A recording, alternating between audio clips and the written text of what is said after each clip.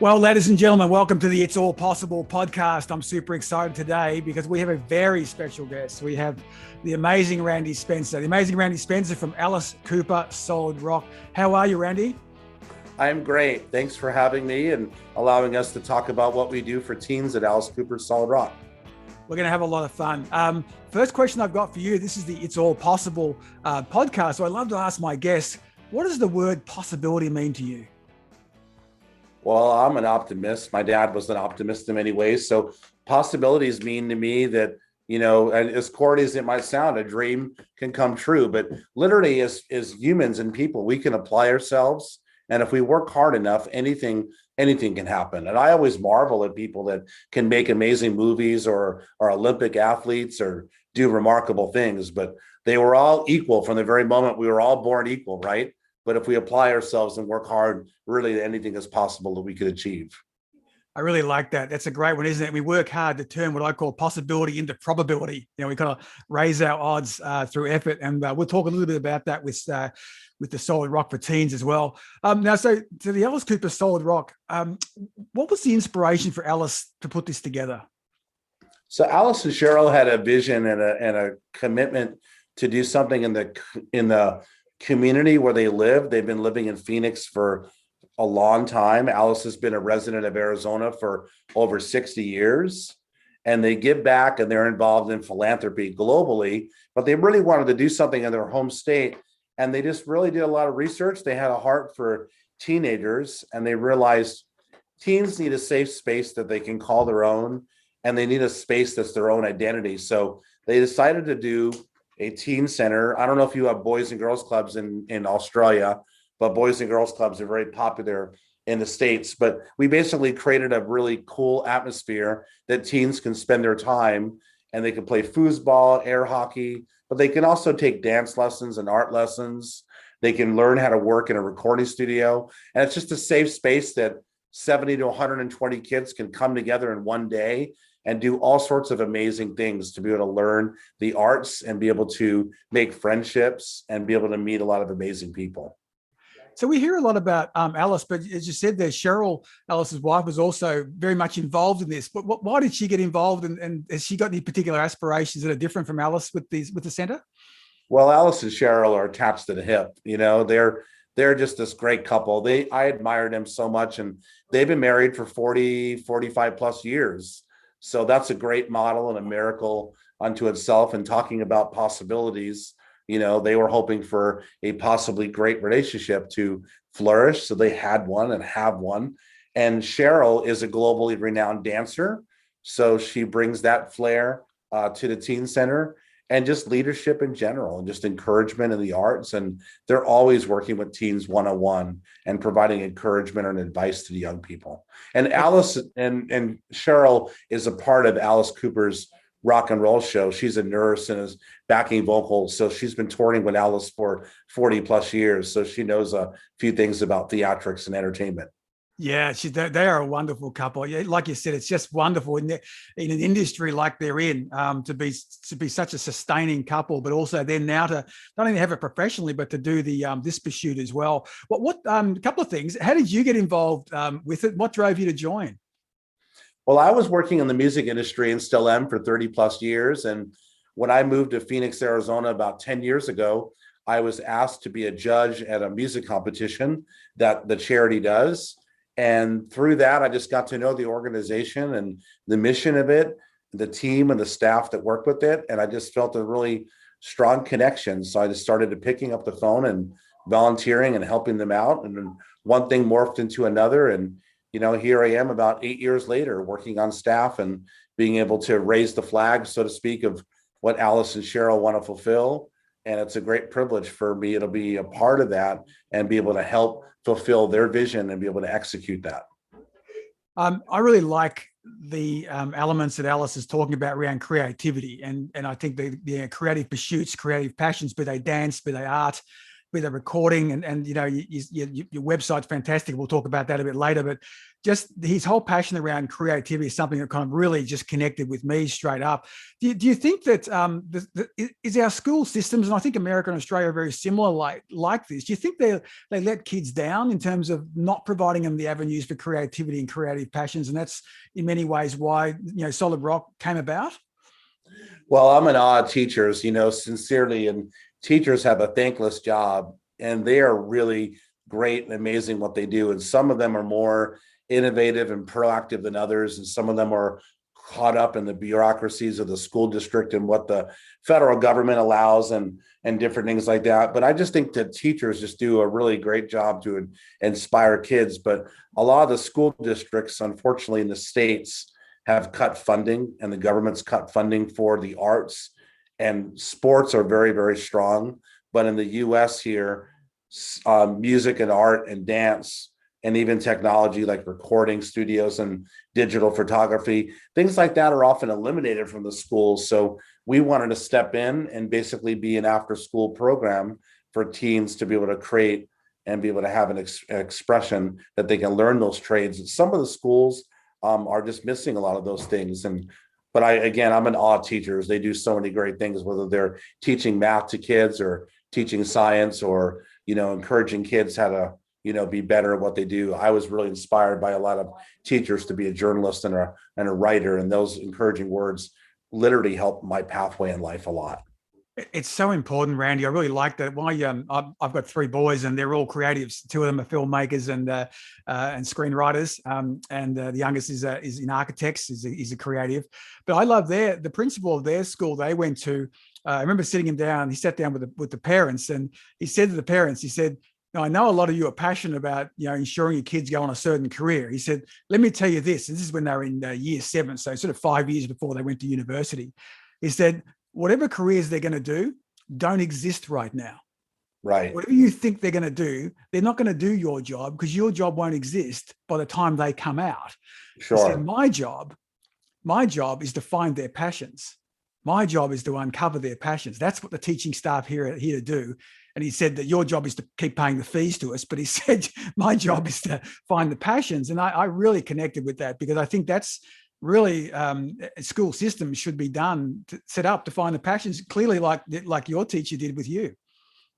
I think that anyone is always learning in life, and we are always evolving. And I think that whether you're 7 or 70 or 80, ask questions and learn. And I think that if you learn and you're open to new things, you'll be able to have a job, and you're nice and great to work with and easy and professional, and you show up on time. I think you'll have a job in the future. But ask questions and learn, and be open to new things, because I've had to recultivate my career and new things that I've done all the time. And I just ask questions, especially young people. As I get older, I ask young people, what do I do about this? Or how do I connect with more people about this? And I learn from people who are of all ages.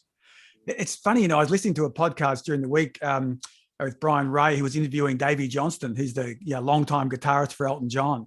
Right. And he said to Davey, how do you keep fresh, or are you open to new music? And Davey Johnson said, absolutely. And he said, it's through my kids and grandchildren. That's how I get across it all. And he said, I'm constantly listening to new music and new ideas. And he said, I don't hang out with those kids, because he said, it's a whole different thing. But he said, I love the music, and I'm constantly asking, who's that artist and how are they playing there? And so I just love that approach, and David, I think he's 70 or so now. And he just said, but he still keeps himself so young by asking and learning about how new music gets taken place. And he's clearly, he's a musical director and clearly a talent.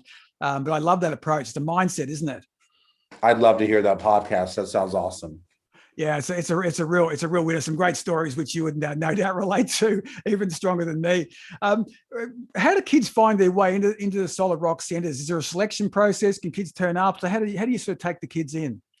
Our requirement for teens is ages 12 to 20, and any teen is welcome. They could be affluent, poor, Jewish, atheist. It doesn't matter. As long as they're a teen, ages 12 to 20, they're 100% welcome to be into our teen center. And they come from all facets of areas. So we have teens come from foster homes and vans. We have teens bicycle and skateboard to our teen center. We have teens come 60, 70 kilometers away. We have teens from all facets of life from everywhere. But we advertise a lot. We do a lot of social media. We do a lot of cool contests to keep kids engaged, and we're always letting people know in the community about different things about our teen center. We also do a big music competition every year that the winning band and the winning solo artist gets to open for Alice Cooper. And we usually have about 300 musicians a part of that. So that's a big awareness thing for us, for more teens to be a part of our teen center and programs year long. That is fantastic. I mean, what an inspirational, goal that is. And I was listening to some of the kids talking about what they've learned in going through the center. And one of the things that amazed me was that, and Alice talks a lot about, finding your talent and uncovering your talent and passions, which we've talked about. And he said, but it's about actually finding your passion, but then nurturing it and getting better at it and improving on it. And he talked a lot about the effort required, to get good, and the effort that goes into it. Do some of the teens, when they come in, do they sometimes get a bit of deer in the headlights? Like they realize they've got a bit of talent, but they actually go, wow, there's actually a lot of effort to get good at what they do? Oh yeah, most people don't realize, that when you first pick up a guitar, or you first start writing a book, or you first start trying to play the piano, of how difficult it is. And if everybody wanted to be extremely successful and it was easy, everybody would be AC/DC overnight. Everybody will be Malcolm Gladwell or Michael Jordan. Everybody would be John Elway, but that's not reality. You always have to be better and better and better and better at your craft.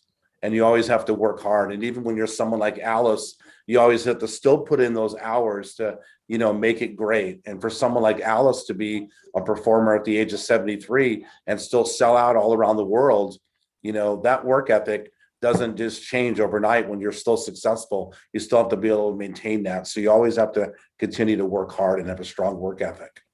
Yeah, I think that's such a great thing to do. And I think such a great thing to instill in the teens that are coming there as well, that this is actually what it takes, to be at this particular point.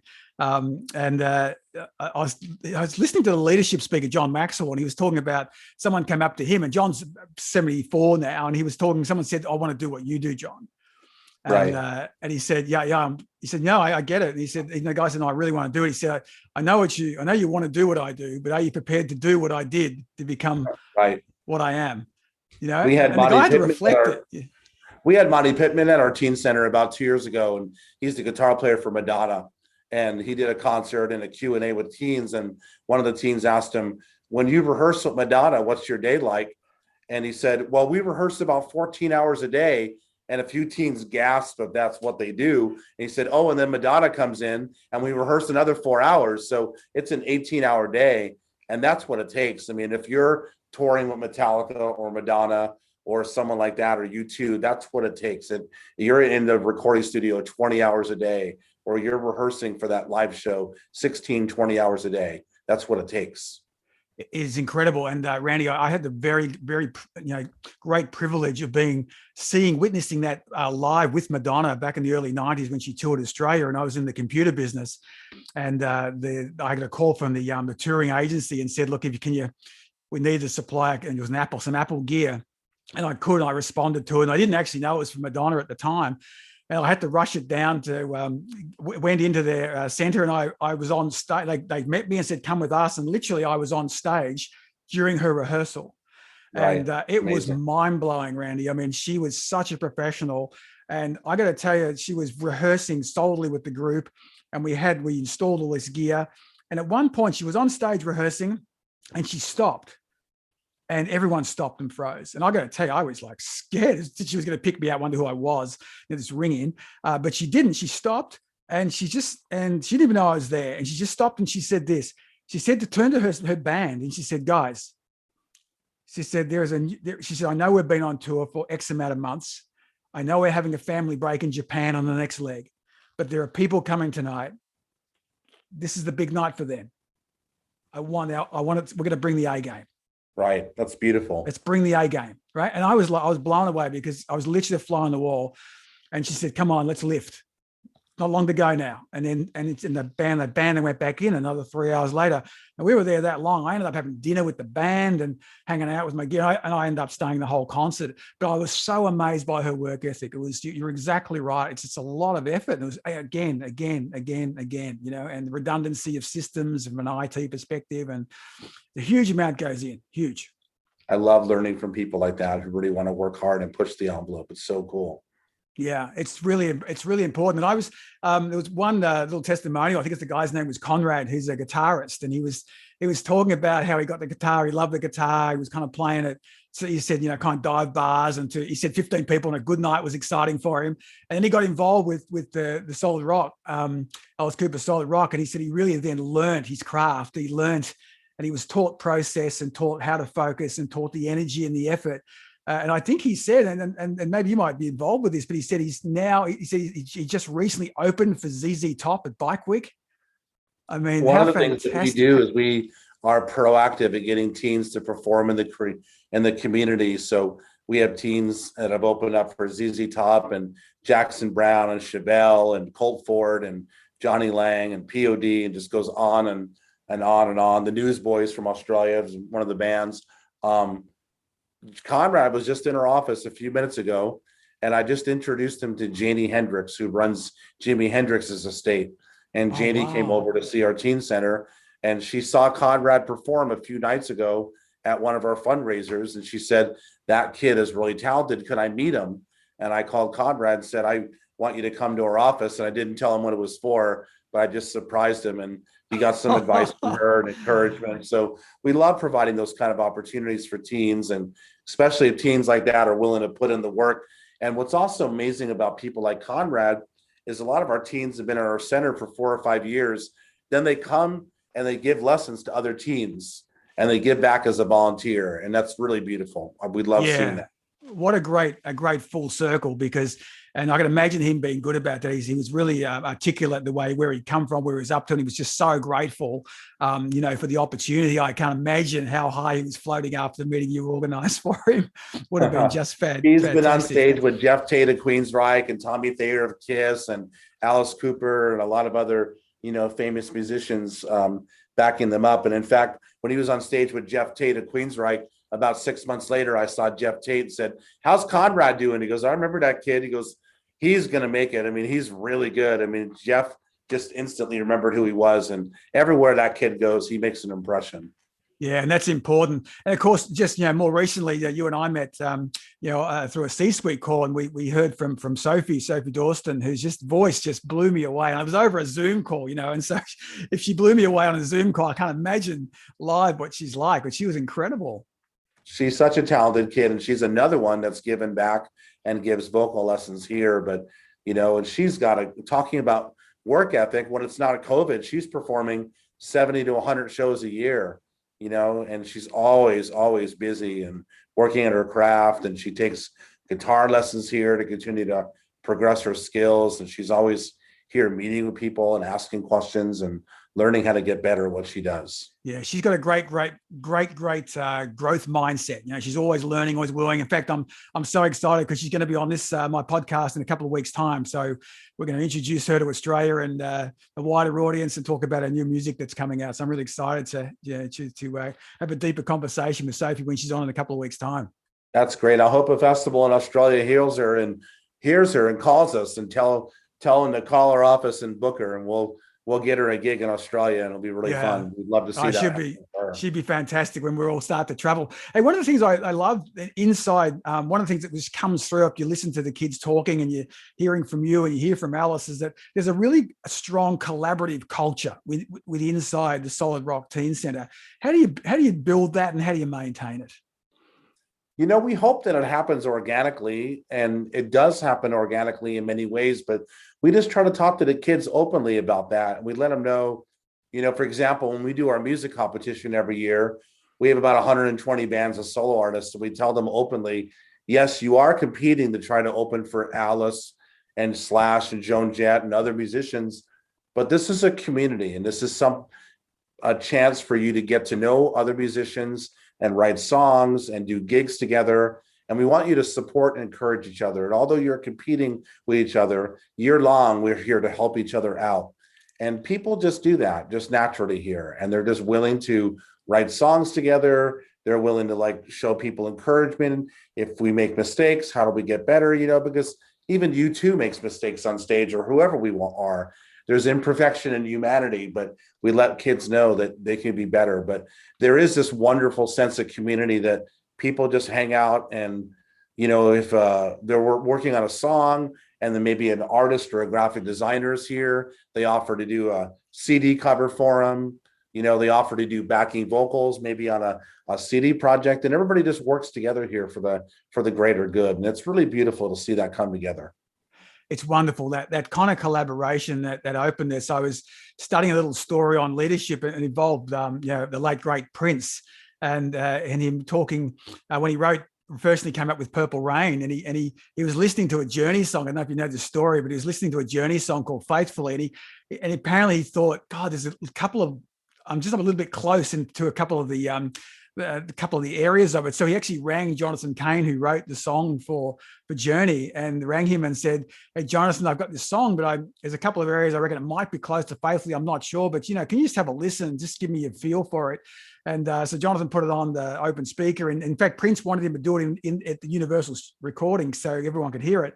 He said, "I'm going to play it to you." So he played Purple Rain. And he said, "What do you think?" And Jonathan Cain said, "It's amazing." He said, "Prince, this is going to be a huge hit." And Prince said, I get it, but you don't think anyone will sue me for it? You comfortable? Let me know. Otherwise, I'll bin it. Like, I'll get rid of it.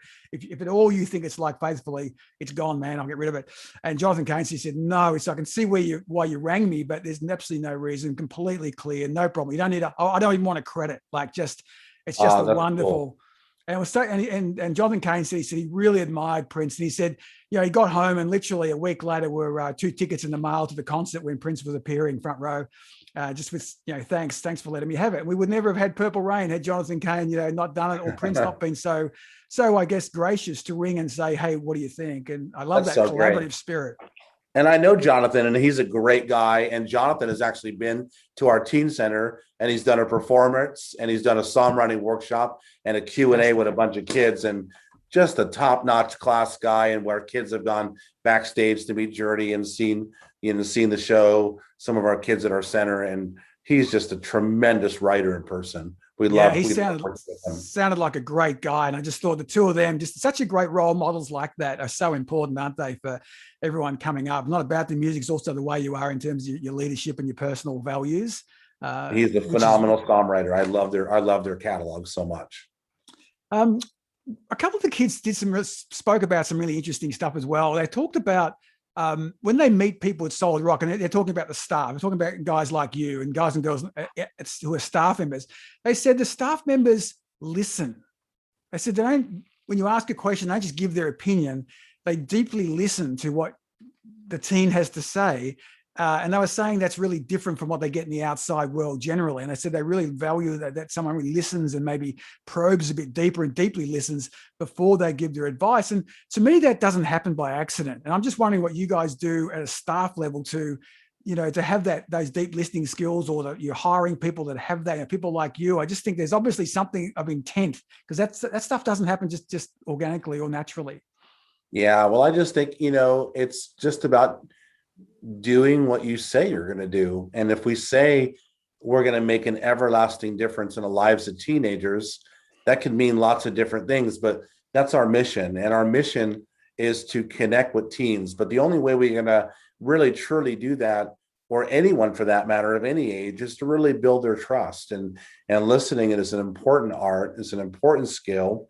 And teens especially, they have a lot to say when they want to say something. Sometimes they don't want to say something for a while, but if you gain their trust and you gain that moment that they say, "I really want to talk to you about something," or "I want to play you a chord," or "I want to show you an art piece," of any age, they're showing a vulnerable moment of their life. And you want to be able to, trust that. And I've been really blessed to be able to work with a lot of recording artists and different people over the years that have wanted to do that of any age. And it's always a privilege to be able to do that. But that's especially important for a teen, because you're right. There might be a lot of other people that don't listen to them, or maybe the opposite. Maybe they say, no, you can't do that. You should pursue being an accountant, or you should pursue being a doctor, or you should go to college and do this and this and this and get a Harvard grad degree. And those things are always wonderful and great. But instead, people should be encouraging and blossoming teens and saying, your art is amazing. And how do you go about and nurture and develop that? And even if they don't make a living at art or music or dance, how do we encourage and blossom that? Because science also says that people are happier when they're involved in the arts in their life. And that's a proven, statistic over the years. So even if you don't make a living in the arts, if you can have that within your life, you'll typically be a happier person. Yeah, it's a great outlet. It's sometimes an outlet for people, sometimes just, playing a guitar, or, violin or percussion, just anything, or painting or creative, and you see that a lot with people, even who are even accountants, they're still, I've got one of my relations is a lawyer, and but he actually is a lead guitarist for BABA, one of the ABBA tribute bands, and that's his outlet, and he does that, and it's kind of weighed up a little bit which way he'd go, but he's a lawyer in that kind of part of his head, but his other head is this kind of lead guitarist on this, dressing up in a world that becomes a completely different one. We need that outlet. But I love that vulnerability side, Randy. That's a really good point, that when they come to you and say, "How I want to play you something, I want to sing you something, I want to talk to you about something," they are actually being vulnerable, and they absolutely deserve our attention. Yeah, I agree 100%. That's a really great point.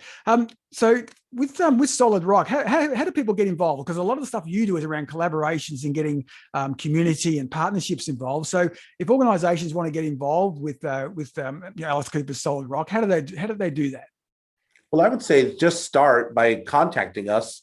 If you want to follow us on Instagram, I can give you the Instagram page. People can, look at the link that you can share. People can email us, you can share that link, but my email is randy@alicecoopersolidrock.com.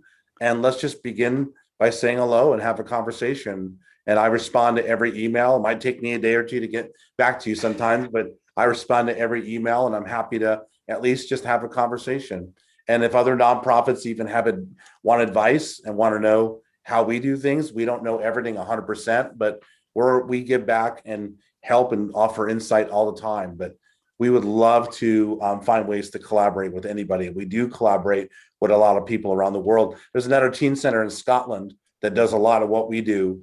And they have a lot of teens that are involved in their organization. And they often jump on Zoom calls, and our teens and their teens co-write songs together. And then their teens are often a part of some of our music industry classes. So if we have, guest lectures, their teens in Scotland are listening to the same things that our teens are listening here in Arizona. So we love that. And they're kind of like cousins with us, And a lot of our teens are always contacting them. They're talking about other things and writing songs together. And that's super cool. That's beautiful. We love that kind of stuff. That's amazing. You really got my brain thinking a little bit here, Randy. I might come back to you on a couple of ideas, but that's amazing. We're going to put, ladies and gentlemen, we're going to put all those links and stuff in the show notes, so you'll have all that sort of stuff. You'll be able to catch up and download from there. Now, I know you guys do some big golf tournaments, because Alice is a phenomenal golfer, isn't he? He golfs somewhere around the world every single day. But one of our big fundraisers every year, we just finished it a couple of weeks ago, is our golf tournament. And we do a big concert and dinner. We've had Robbie Krieger of the Doors, and Alex Lifeson of Rush, and Tommy Thayer of Kiss, and Adrian Young of No Doubt, and a bunch of different well-known musicians come out, like Robin Zander of Cheap Trick, and everybody collaborates together and raises a bunch of money for the teen center. And then they all golf the next day. Yeah, fantastic. Yeah, I've seen Alice on the golf course. I've heard he plays with a very low handicap. He's not one to be challenged, I'm told, on the golf course. He's phenomenal. He is genuinely a great golfer, and he loves the game. Yeah, that's fantastic. Hey, we're nearly out of time, Randy, but I've got a last question for you, because you have had just a phenomenal career as well and done so many amazing things. Hey, if you and I could jump in like a TARDIS type time machine with Doctor Who, and we went back in time and we caught up with 15-year-old Randy, what words of advice would you have for him?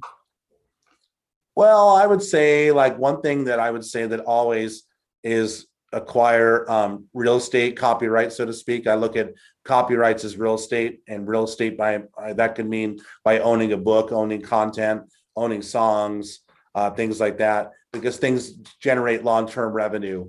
And I've always been a really big believer in that, and I've done that a little bit in my career. But if I would have started that way earlier, I could have built a larger kingdom, so to speak.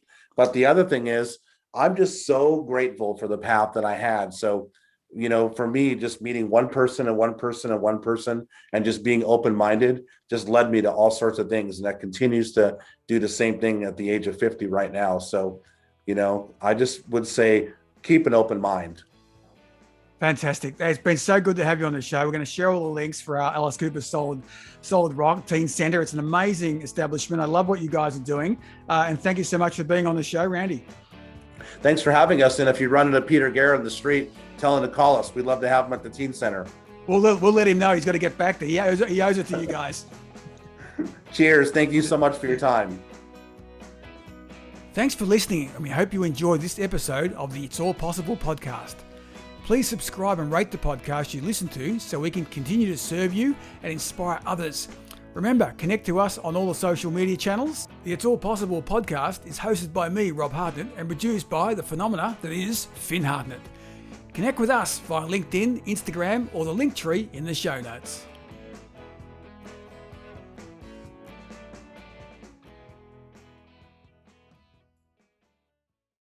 This podcast is a part of the C-Suite Radio Network.